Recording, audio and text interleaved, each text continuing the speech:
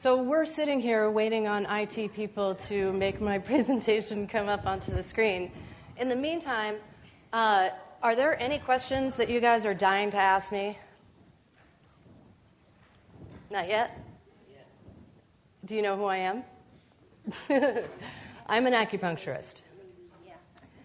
I've been practicing acupuncture for 26 years in Indiana. What's your success rate? With what? With acupuncture. Oh, I have different success rates for different things.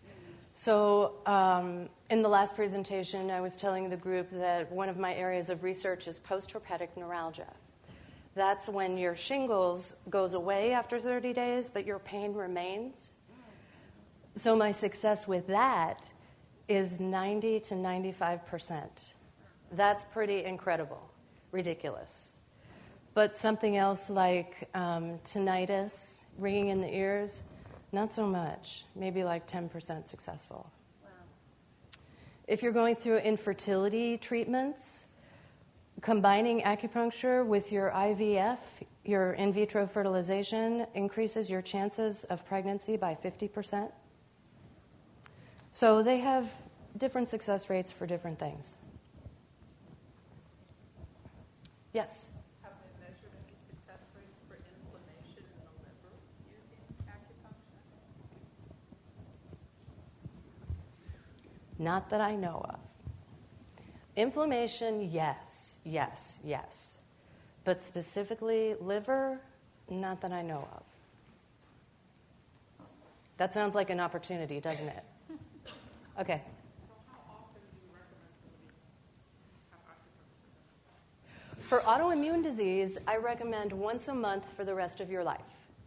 Just like a medication that you would take, just like some exercise that you would do to support your health, once a month for the rest of your life.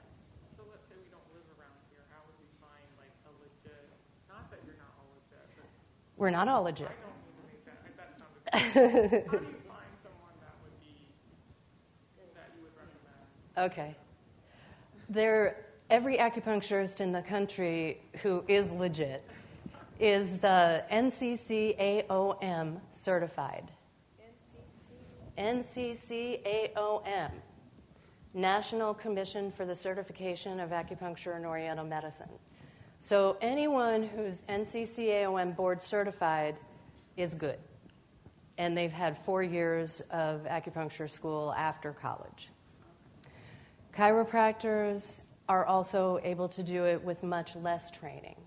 And they're perfectly capable of managing back pain and things like that. But when it comes to something serious like autoimmune disease, find an NCCAOM certified acupuncturist.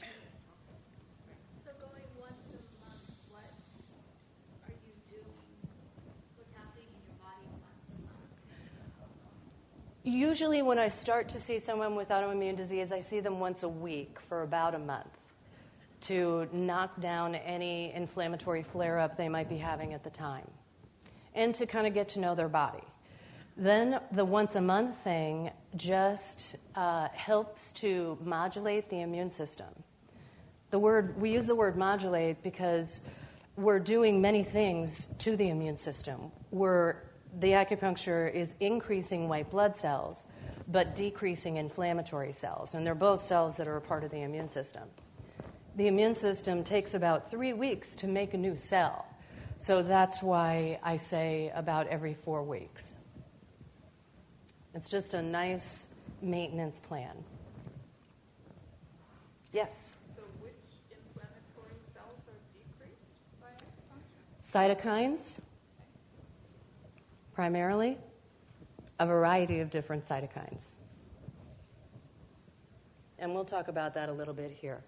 There are enormous amounts of studies on acupuncture decreasing inflammation in rats, mice, and humans. And they're all focused on the cytokines. Yeah? So what are the benefits for acupuncture with other autoimmune diseases, and what's your rate of? I've just undergone 6 weeks of it because I have AIHA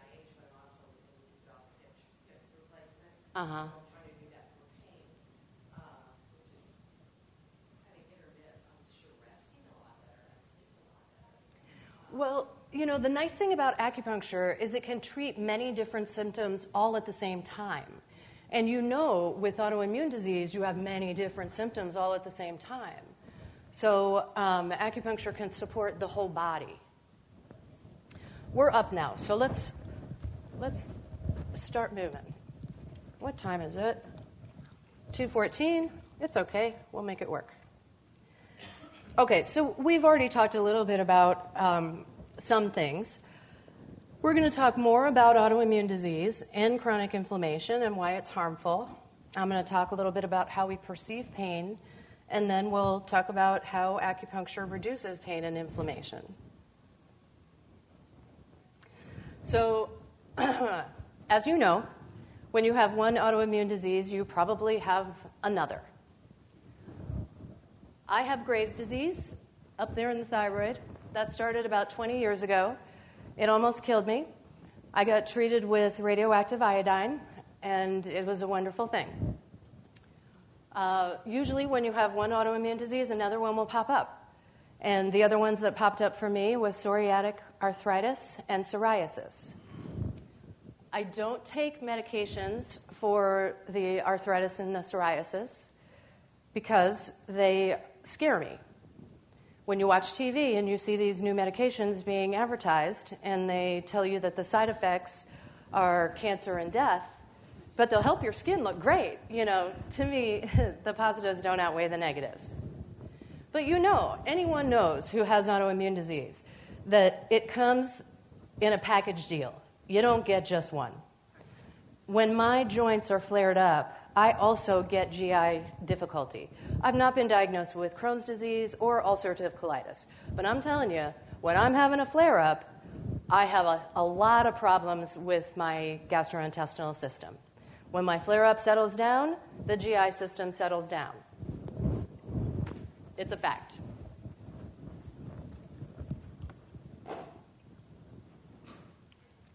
I'm going to jump to this one. Chronic inflammation.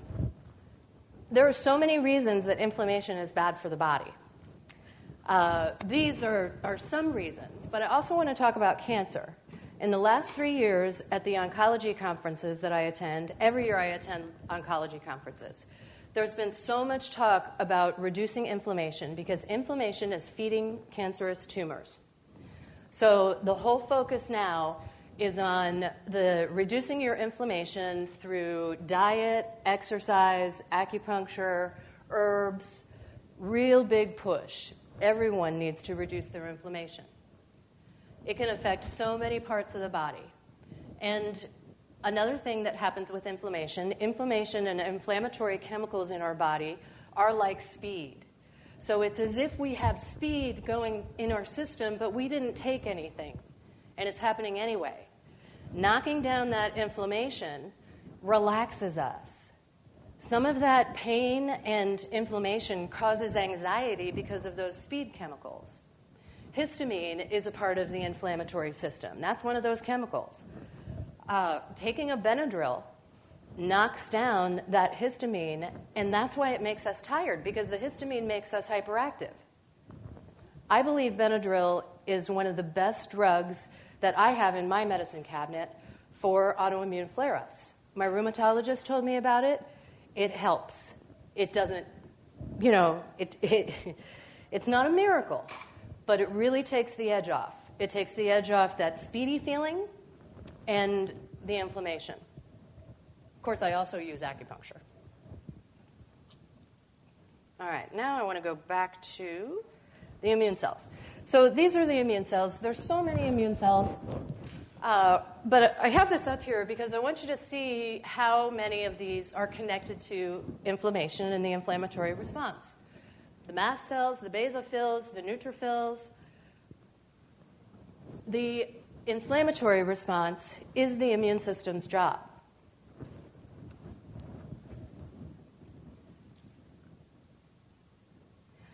This is a slide on how we perceive pain. Different drugs work on different parts of the body. because we perceive pain from different parts of the body. Narcotics work on the brain and the dorsal horn. Local anesthetics are going to work on the peripheral nerves and the skin. Acupuncture works on all these systems. We know this because here at IU we have a specialist who specializes in gathering information on all different types of nerve fibers. It's called quantitative sensory testing. Kelly Noggle is one of my team members on my research team. And she's able to use different stimulus on the skin to diagnose problems with different types of nerve fibers. So she can diagnose the skin fibers and the fibers that go all the way up to the brain. It's some incredible stuff. Acupuncture works with the whole system. But when we're talking about autoimmune disease and inflammation associated with autoimmune disease, a lot of that is in the periphery. It's in our joints. Acupuncture is very helpful locally in the joints to reduce that inflammation, and here's why. This slide came out of Campbell Reese Biology. It's a biology book that every single medical doctor in the country has to read. In the first slide, you show a pin going into the body.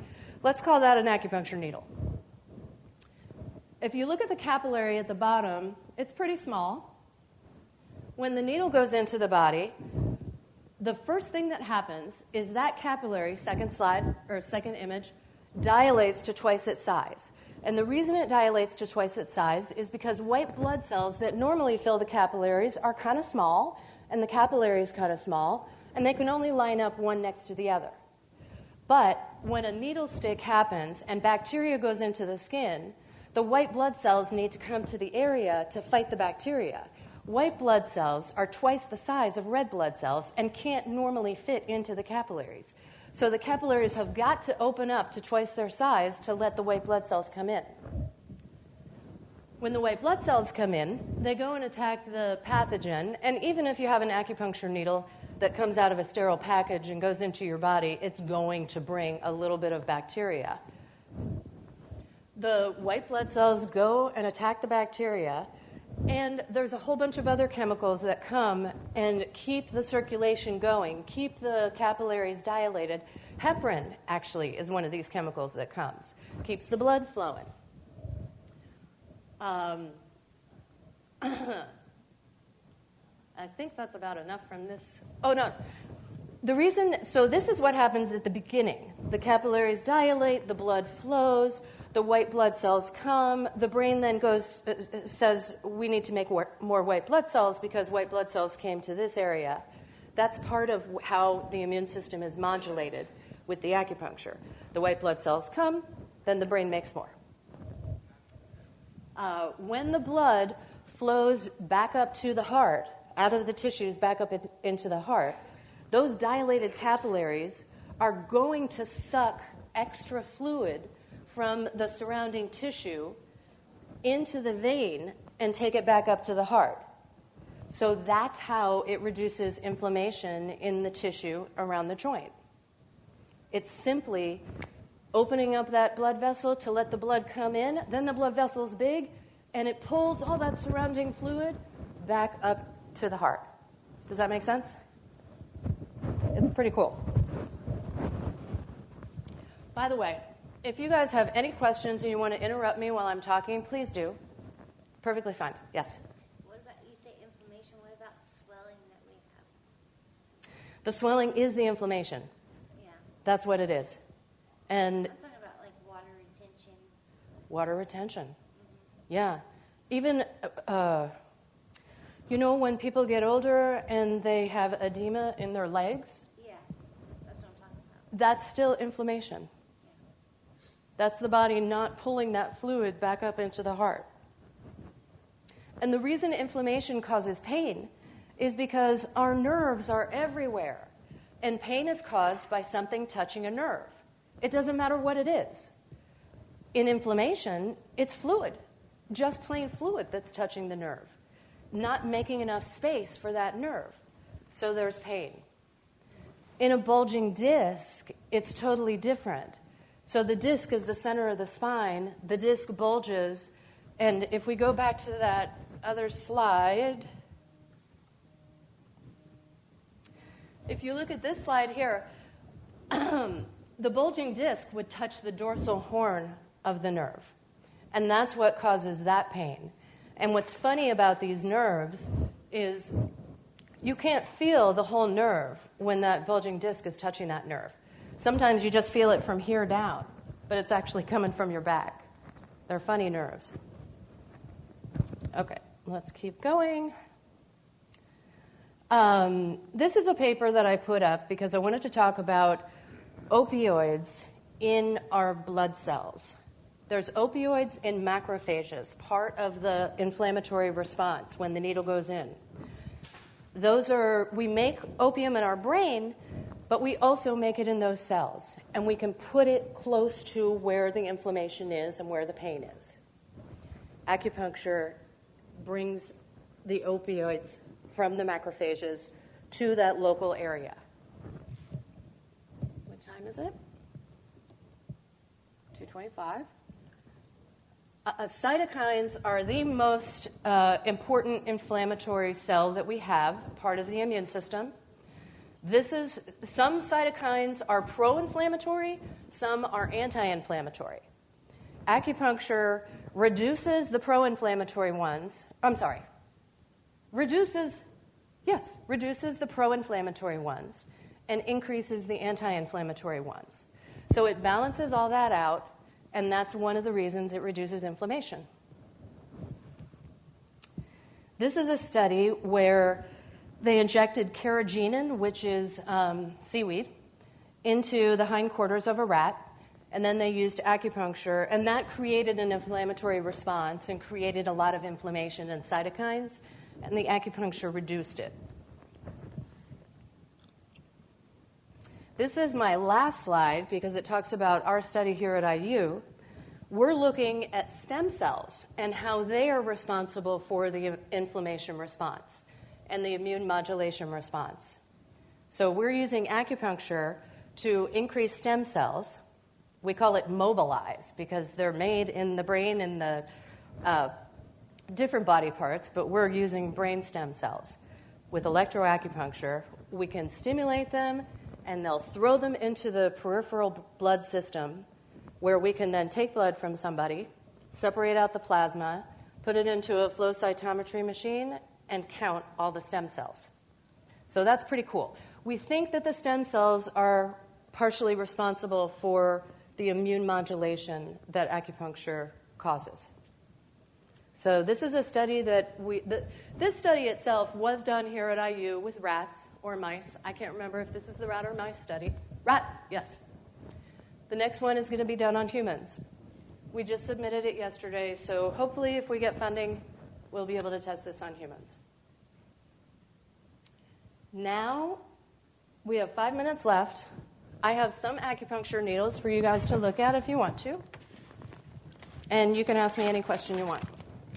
Okay. I have a question. I understand how acupuncture disinhibits pain at the periphery, but how does it decrease inflammation systemically? Yes, it does. And that's one of the reasons that we're looking at the MSCs, because that's a systemic, the treatment that we do to mobilize the MSCs, which is part of this immune modulation. It's a spot here and a spot here, and we run the electroacupuncture between them. So we're not doing any joint pain. We're not doing any periphery points. It's just that. And according to the rat study and also a horse study, we can mobilize these cells. And if we do another set of points on another set of horses or rats, it doesn't work. So do you use those points currently on humans? We are able to use those points on humans.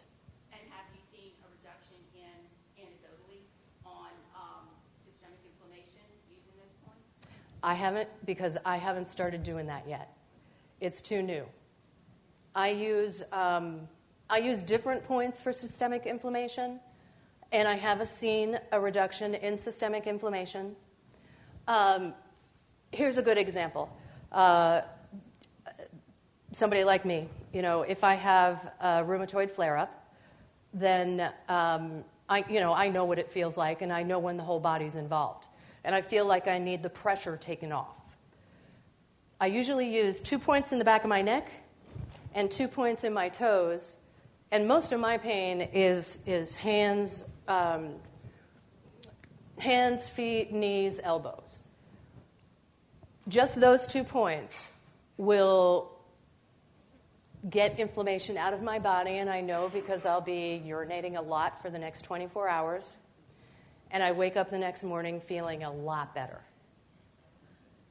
So yes, it can work systemically. Yeah?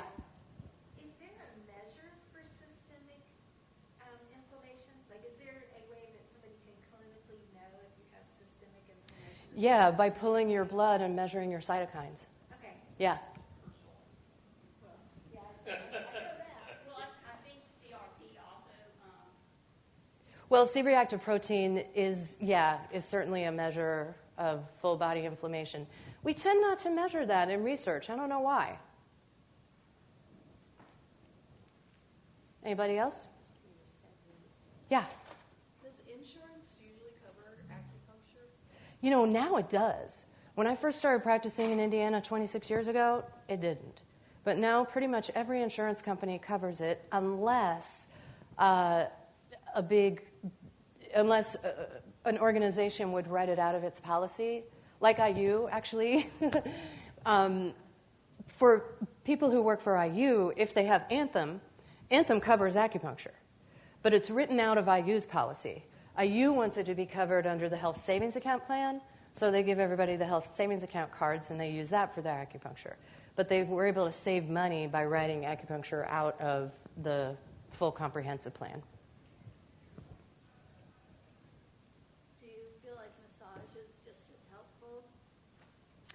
Massage is incredibly helpful. For different reasons, though. Just as helpful, no, I can't really say that. With autoimmune disease, in my experience, if you have autoimmune disease and you have not had a massage for 6 years, and then you get one, you're probably going to feel terrible the next day because it throws a bunch of yuck chemicals into the bloodstream, and then your body gets rid of it. So it makes you feel miserable, but in the long run, you feel a whole lot better. Ideally, you get a once-a-month massage to keep all those keep your lymph system moving and the inflammatory chemicals out of your system. Only the needle stick is going to dilate the capillaries and pull the fluid out of the tissues. The massage can't do that, and the chiropractic adjustment can't do that. You got to get into the body to do that. Yeah. Do you have an opinion on healing touch and the anti-inflammatory correlation? I like healing touch, but I'm afraid that we can't measure it in research. Yeah. So I believe if it's done by somebody who's really good and really knows what they're doing, it is effective. And I'll tell you something a little crazy. I'll tell you people, the last session, I told everybody that I had a best friend who had primary biliary cirrhosis. And when she met me, she had been given 2 years to live 2 years ago. And with acupuncture, we prolonged her life 8 years. So that was really good. That is an autoimmune hepatitis condition, but they've changed the name, and I don't know what the new name is. But the reason I mentioned Karen is because she did healing touch, Reiki. She called it Qigong. Qigong is energy work in Chinese medicine. And I'll tell you what, when we work together, and if something really bad happened, like one time we had to call 911 because someone had a seizure and their pulse wasn't coming back. She pulled out that healing touch and that Reiki, And that's what fixed the situation. That woman came out of her seizure, her heart started beating again, and, when the paramedics came in, all was well. So I've seen Healing Touch do some crazy things. We can't measure it with research, but I still believe it. I think they probably want me to leave and the next person come. Is the next person here? Yes. All right. Then let's move on. Thank you so much, everybody. This was fun.